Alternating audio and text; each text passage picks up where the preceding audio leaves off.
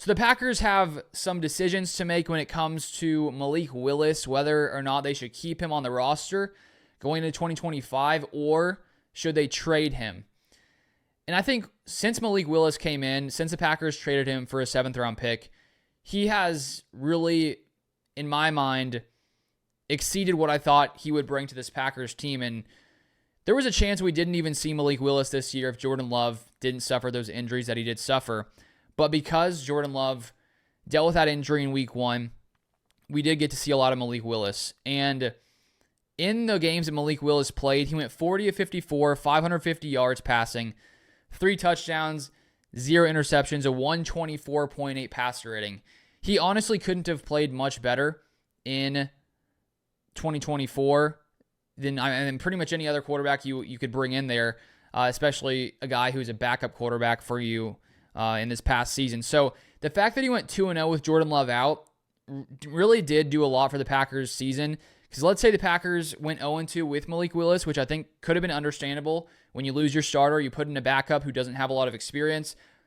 The Packers, I think reasonably, people could have thought, okay, well, we may lose 2 games if Jordan Love misses 2 games. But he went 2-0. And so he played some really good football. I think he's a very accurate passer in the games we saw. He can also run the ball effectively.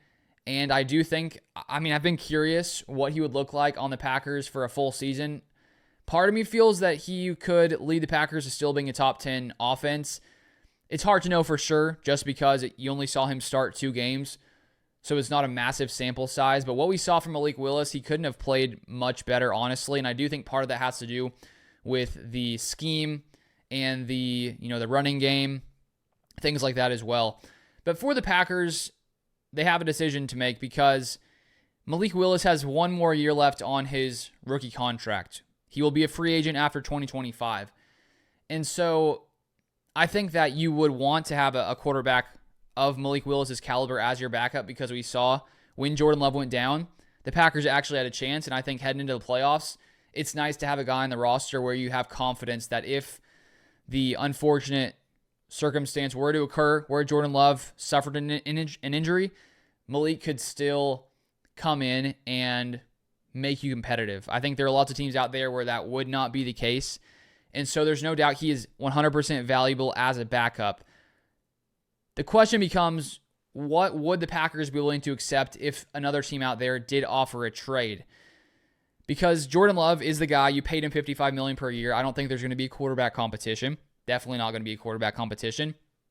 And considering he will be a free agent after 2025, if you hold him through the rest of the 2025 season, don't give him any kind of, backup quarterback type extension, then he would be a free agent and you would get no draft capital. And so that does have to factor into this because I was trying to think about what is Malik Willis's real value. He was a 3rd-round pick a few years back when he was drafted.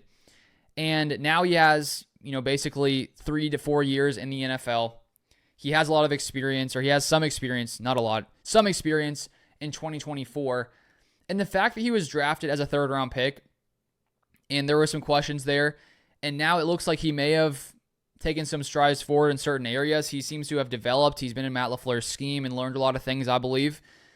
I think that he should be worth more than a 3rd-round pick now. I guess you do have to factor in that you will have to pay him after this next season, so he's not going to be on that cheap rookie contract for 4 seasons. But if he was a 3rd-round pick with a lot of questions, and I feel like he's answered some of those questions now, I think he should at least be worth a 2nd-round pick. Will a team be willing to trade a second for him? I think it's risky just because of the small sample size, and teams out there may not be willing to do it just because of that. But there could be a team out there that is willing to take the risk if they really think he can be the guy. If he had played a full season at his caliber, I think a team would have to spend a 1st-round pick on him. But because of the small sample size, that's where this is pretty tricky.